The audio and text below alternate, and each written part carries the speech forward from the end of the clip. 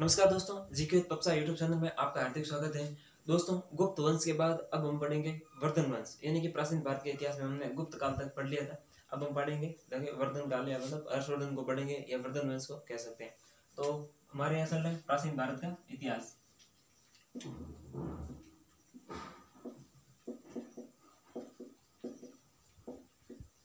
और इतिहास में भी हम प्राचीन भारत का इतिहास पढ़ रहे हैं, तो प्राचीन यहाँ हमने लिख दिया। और हम बात करेंगे वर्धन वंश की।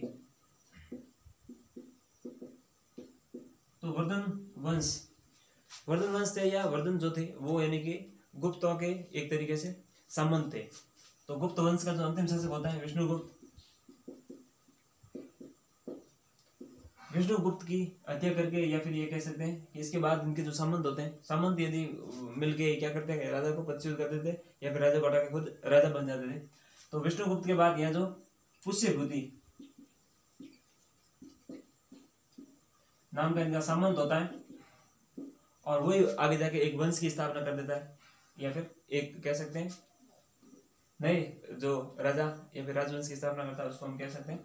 तो वो हमारे वर्धन वंश का जो होता है। लेकिन जो पुष्यभूति है, ये वर्धन वंश की स्थापना नहीं करता है। पुष्यभूति तो एक वंश की स्थापना कर देता है, ये हम कह सकते हैं। तो स्थापना या फिर कह सकते हैं संस्थापक। लेकिन इसका वास्तविक जो संस्थापक होता है वो होता है प्रभाकर। यहाँ आता है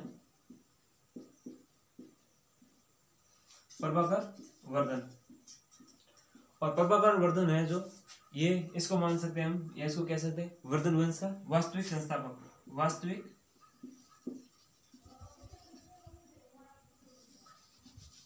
कह सकते हैं वास्तविक संस्थापक। तो वर्धन वंश का वास्तविक संस्थापक कौन हो गया? यहाँ प्रभाकर वर्धन। अब प्रभाकर वर्धन है, इसके जो 3 पुत्र होते हैं, यानी कि इसके 3 संतानें होती हैं। पहली राजश्री यानी कि बेटी होती है, और उसके बाद आता है राजवर्धन, यानी कि ये दूसरी संतान है, ये बेटा है। और यहाँ होता है हर्षवर्धन, ये भी बेटा, यानी कि 3 संतानें होती हैं। और एक राजश्री, दूसरा राजवर्धन, और तीसरा है हर्षवर्धन। क्योंकि ये भारत के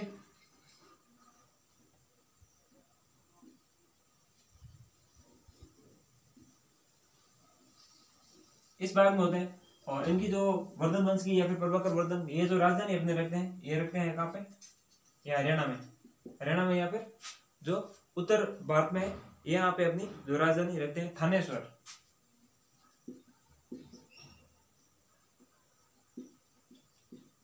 जो हरियाणा और दिल्ली के आसपास वाला क्षेत्र आता है, यहाँ पे अपनी जो राजधानी ये रखते हैं उत्तर भारत में। और अब इनको आगे डिटेल में देख लेते हैं। यहाँ पे क्या है कि जो राजश्री है, इसकी शादी होती है यहाँ कन्नौज में, उत्तर प्रदेश में। यहाँ जो कन्नौज वाला भाग है, वहां राजश्री की शादी होती है। और यहाँ मालवा का एक शासक होता है देवगुप्त। और कन्नौज में भी जो है इसकी वंश से इसकी जो शादी हो जाती है। ग्रहवर्धन नाम है इसके जीजा जी का या फिर बहनोई का, ग्रहवर्धन। तो ग्रहवर्धन से जो शादी हो जाती है राजश्री की, यानी कि हर्ष के जीजा जी का नाम क्या है? ग्रहवर्धन। और इन दोनों का आपस में विवाद चल रहा होता है। विवाद मतलब यानी कि विद्रोह चल रहा होता है, और देवगुप्त है जो ग्रहवर्धन की हत्या कर देता है। तो राजश्री क्या होती है? विधवा हो जाती है। कन्नौज पे अब कोई नहीं बैठता, क्यों? क्योंकि राजश्री के पति यहाँ पे थे राजा, लेकिन देवगुप्त ने जो हत्या कर दी। देवगुप्त ने हत्या करने के बाद अब भाई का जो एक तरीके से आग बबूला होना तय था, तो राजवर्धन ने जो है देवगुप्त की हत्या कर दी, देवगुप्त को मार दिया।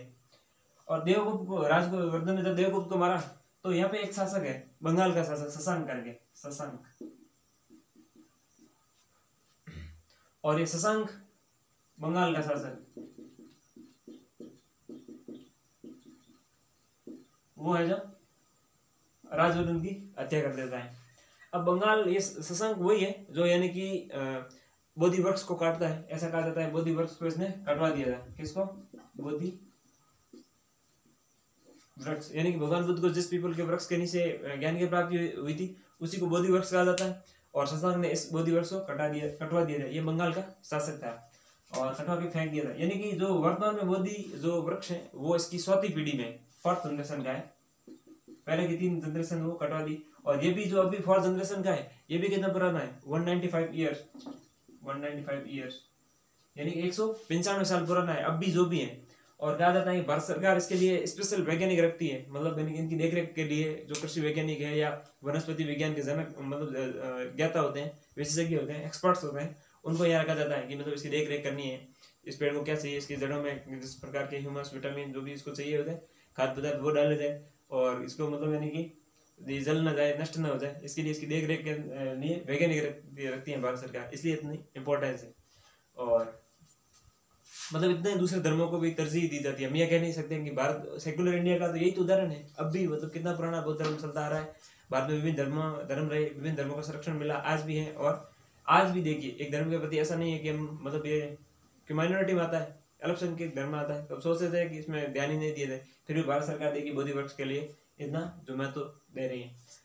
तो शशांक ने जो हत्या कर दी राजवर्धन की, और राजवर्धन की हत्या करने के बाद जो है हर्षवर्धन को गुस्सा आया और इसने जो हत्या कर दी शशांक की।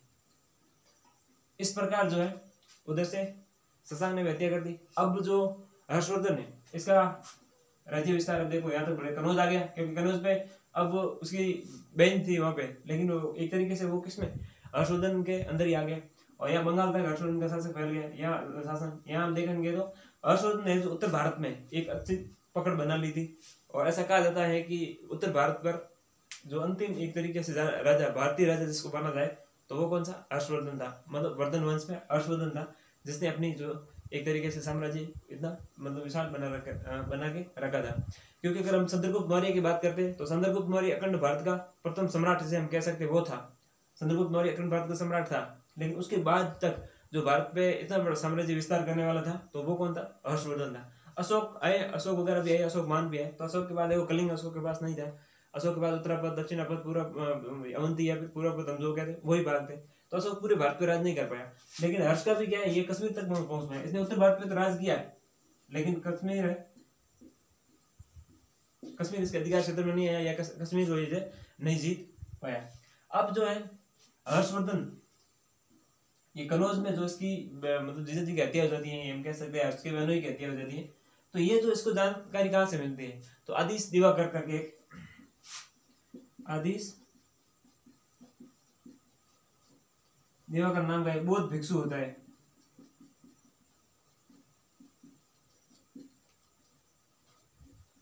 उसको राजश्री मिलती है क्योंकि राजश्री विधवा हो जाती है। और जब ये देवगुप्त जो है राजश्री के पति की हत्या कर देता है तो राजश्री को ऐसा लगा कहीं उसकी भी हत्या कर दे, तो राजश्री वहां से भाग के जंगलों में चली जाती है। जंगल में है जो इनको बौद्ध भिक्षु मिलते हैं और वो जो इसको पूरी जानकारी देते हैं। इसलिए फिर बाद में इसके भाई राजवर्धन या फिर हर्षवर्धन है, तो इस प्रकार राजवर्धन तो अपने बहनोई को जो मारता है उसका बदला लेता है और हर्षवर्धन है जो अपने भाई को मारने का शशांक से इस प्रकार बदला लेता है। तो ये था मतलब हम कह सकते हैं वर्धन वंश में जो प्रभाकर वर्धन के बाद जो राजश्री या फिर जब राजवर्धन और हर्षवर्धन आए। अब हर्ष का जो शासन था उसके बारे में उसकी कुछ जानकारी, तो हर्ष तो अपने आप में इंपॉर्टेंट हो जाता है, तो हर्ष को थोड़ा डिटेल में पढ़ते हैं, अलग से देखते हैं। और यहाँ पे जैसे यही है कि जैसे यहाँ कनौज में भी जो राजश्री थी वो उसकी मतलब यानी कि ये राज्य तो एक तरीके से यह शासन या जो ये राज्य था तो ये तो राजश्री के पास ही रहेगा। सॉरी। तो हर्ष ने भी सोचा क्यों नहीं ये जो शासन है इस पे राजश्री को ही बैठाया जाए, और खुद यहाँ पे नहीं बैठा था कनौज पे, बल्कि कनौज मतलब उत्तर भारत में आ गया या जो हर्ष का जो साम्राज्य था उसी में शामिल हो गया। लेकिन यहाँ पे इसने राजश्री को ही बैठाया, खुद कभी गद्दी पे नहीं बैठा। और क्योंकि उसने ऐसा लगा कि उसके जीजा जी होते तो वही शासन करते, इसलिए यह राजश्री का जो है साम्राज्य है तो वो अपने जो अधिकार क्षेत्र में जरूर शासक बनी रही। तो इसलिए वर्धन कनौज में नहीं बैठा और वहाँ राजश्री ने ही एक तरीके से शासन किया। अब हम देखते हैं हर्ष को।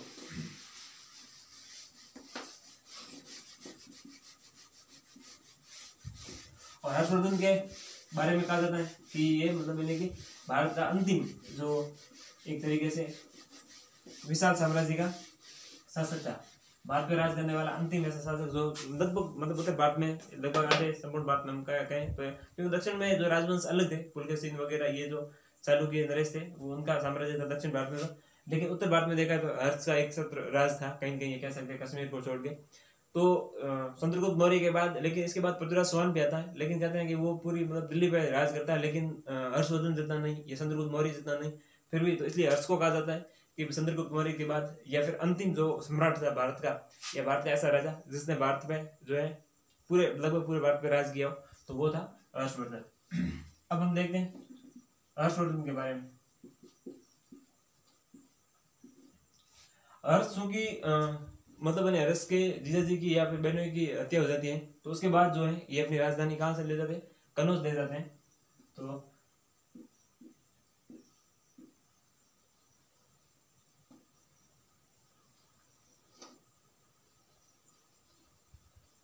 इंडिया का मैप देख लेते हैं हम, और यहाँ से ये राजधानी है जो कनौज, कहाँ से, थानेश्वर से, यहाँ लिख देते हैं टीए से। तो मतलब राजधानी हम कह सकते हैं कहाँ ले जाता है, थानेश्वर, कनौज, कहाँ से, थानेश्वर से जो राजधानी है वो कनौज ले जाता है। फिर हर्ष क्या है कि ये खुद तो ब्राह्मण धर्म से है, ब्राह्मण धर्म को मानता है, परंतु इसका जो झुकाव है वो बौद्ध धर्म की ओर ज्यादा रहता है, या कह सकते हैं झुकाव।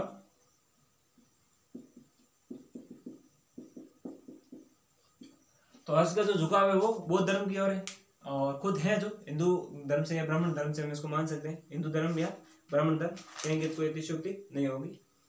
और इस समय डाकू अधिक थे, मतलब डाकू हम कह सकते हैं, डाकुओं का गिरोह या फिर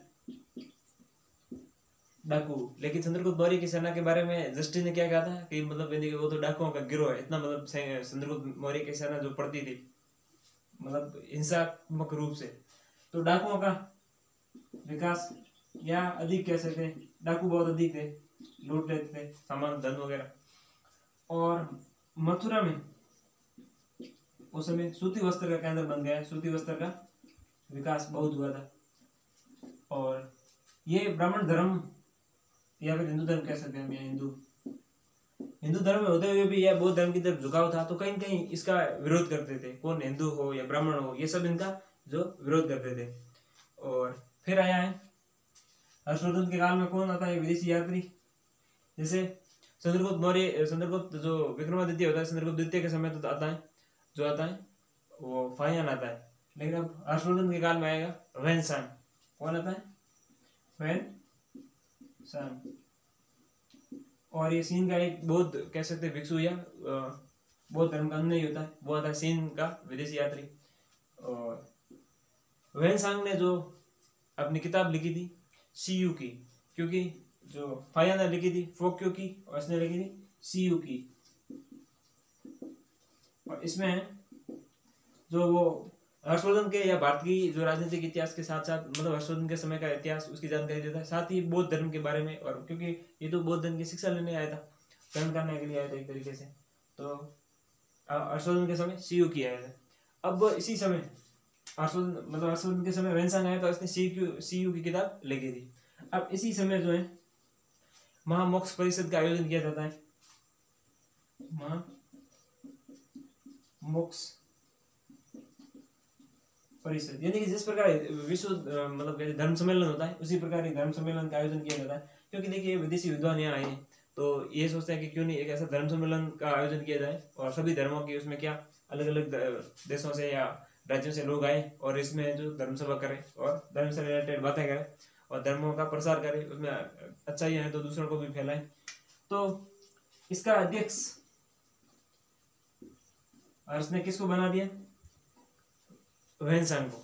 और ये गलती की हर्ष ने, मतलब ये कहा जाता है इसको बनाते ही जो ब्राह्मण थे ये नाराज हो गए, हिंदू वाले भी नाराज हो गए कि भाई ऐसे कैसे आपने जो है जो हमारा मोक्ष परिषद यानी कि धर्म सभा आयोजित की और उसका अध्यक्ष आपने किसी विदेशी को बना दिया। वैसे मेहमान तो विदेशी कोई गेस्ट होता है या बाहर का ही कोई होता है, लेकिन यहाँ बना दिया। इनकी नाराजगी को देखते हुए अगले साल या फिर हम कह सकते हैं कि कुछ समय बाद जो हर्ष ने ना कनौज में एक बहुत बड़ा विश्व मतलब कहते धर्म सम्मेलन करवाया, और यहाँ धर्म सम्मेलन।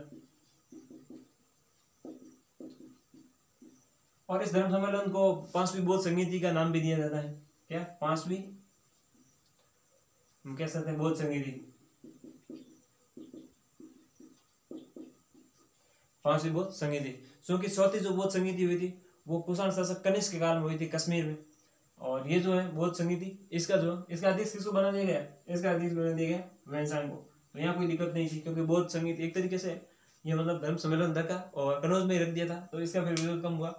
और ये क्योंकि जो है एक तरीके से बड़ा धर्म सम्मेलन कह सकते हैं हम इसको। माँ जो ये रखा था माँ मोक्ष परिषद, तो इसका जो अध्यक्ष बना दिया था इसको वेनसांग को। इसका विरोध कर रहे थे ब्राह्मण और हिंदू धर्म वाले, या हिंदू ब्राह्मण जो भी थे, इसलिए जो कनौज में धर्म सम्मेलन रख दिया। उसका जो उसको जो 5वीं बौद्ध संहिता का नाम भी दिया जाता है, कहा जाता है। और वेनसांग को क्या उसका जो अध्यक्ष बना दिया गया। तो फिर क्योंकि बौद्ध धर्म से ज्यादातर जुड़ी हुई थी, तो इसलिए दूसरों ने इसका विरोध थोड़ा कम किया। और इसके बाद अगर हम और देखें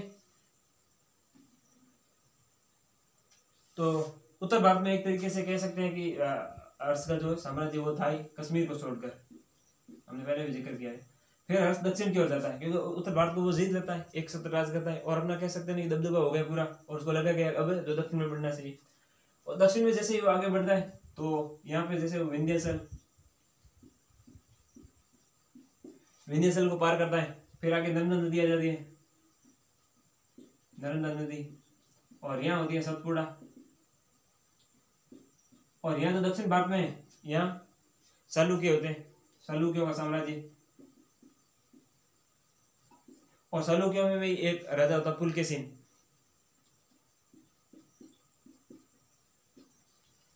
पुलकेशिन सेकंड, और पुलकेशिन सेकंड और हर्ष के बीच में युद्ध होता है। ये जानकारी किसको पुलकेशिन या चालुक्य को पता चल गई थी कि कोई हर्षवर्धन नाम का शासक है जिसने उत्तर भारत में पूरी तरह राज कर रखा है, इतने तक हम कह सकते हैं। और उत्तर भारत में उसका बहुत बड़ा साम्राज्य है, और अब वो दक्षिण भारत की जीत के लिए, विजय के लिए अपनी जो यात्रा है उसने शुरू कर दी है, और वो दक्षिण भारत के अभियान के लिए आ रहा है। तो जैसे ही उसको पता चला चालुक्य नरेश पुलकेशिन सेकंड, तो ये भी अपनी सेना लेके क्या हर्ष के सामने चला गया कि वहीं इसको जो है, जैसे ही विंध्याचल पार करेगा और नर्मदा नदी पार करेगा, तब तक क्या होगी कि हर्ष की सेना वो थक जाएगी, और उस थकी हुई सेना पे क्या टूट पड़ेंगे और हर्ष को हरा देंगे। तो इसने यही अपनी जो प्री प्लान था उसी का ही जो अनुसरण करते हुए अपनी योजना बनाई हुई थी। तो हर्ष की जो सेना थी विंध्याचल पर्वत को पार कर दिया, और विंध्याचल पर्वत को पार कर दिया, आगे नर्मदा नदी आ गई। नर्मदा नदी को पार करके जैसे ही वो सतपुड़ा से आगे बढ़ने वाले थे, और नर्मदा नदी को जैसे ही पार किया, तो हर्ष की सेना बहुत थक गई थी। नदी पार करने में मतलब यानी कि पानी बहुत ज्यादा, घोड़े भी थक गए थे, सैनिक भी थक गए थे, क्योंकि उनको लग जाता कि हमें तो जहाँ बहुत आगे बढ़ के सतपुड़ा के आगे जाने युद्ध करना है, किसे? पुलकेशिन से या दक्षिण भारत में। लेकिन पुलकेशिन है जो अपनी सेना लेके सामने आ जाता है, और यहाँ है जो नर्मदा नदी पार करते, यहाँ जो पुलकेशिन और हर्ष के बीच में युद्ध होता है, और पुलकेशिन सेकंड है जो हर्ष को हरा देता है यहाँ पे। तो हर्ष को हरा देता है, हर्ष हम कह सकते हैं हराया। और इसका उल्लेख है वो कहाँ मिलता है? पुलकेशिन द्वितीय के जो अभिलेख है, ऐहोल अभिलेख जिसे हम कह सकते हैं, ऐहोल।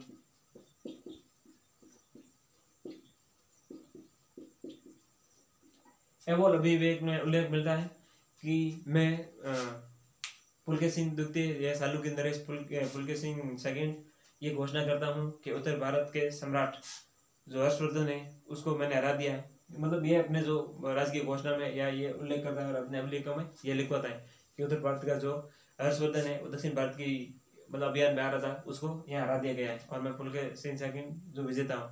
तो उसने अपने जो अभिलेखों में या ऐहोल अभिलेख में इसकी जानकारी मिलती है। तो ये कई बार पूछा जाता है ऐहोल अभिलेख किसके हैं, तो चालुक्य नरेश है जो पुलकेशिन सेकंड के, और इसमें ये उल्लेख है कि उसने जो है हर्षवर्धन को हरा दिया था। तो ये इसकी जानकारी मिलती है।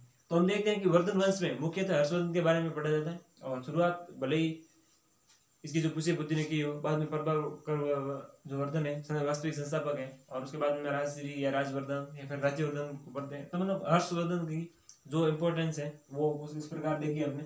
और साथ ही अब हर्ष के दरबार में कुछ कवि और विद्वान है, उनको भी देख लेते हैं। तो क्योंकि हर्ष खुद जो है एक अच्छा लेखक था, उसने भी अपनी कुछ किताबें लिखी। तो हर्ष के दरबार में बाणभट्ट नाम का एक कवि था। तो दरबारी कवि बाणभट्ट। और बाणभट्ट ने 2 पुस्तकें लिखी थी, एक तो हरीश या हर्षचरित्र और दूसरी जो लिखी थी कादम्बरी। तो पहली तो हो गई हर्षचरित्र और दूसरी कादम्बरी। फिर हर्ष खुद जो विद्वान था, लेखक था, तो हर्ष ने भी कुछ किताबें लिखी। ये तो दरबारी कवि हो गया। स्वयं हर्ष ने मतलब स्वयं ने शीलादित्य की उपाधि धारण की थी। शीलादित्य की उपाधि हम लिख सकते हैं, उपाधि जो धारण की थी। और स्वयं ने जो 3 किताबें लिखी थी हर्ष ने, तो हर्ष की जो 3 किताबें रत्नावली,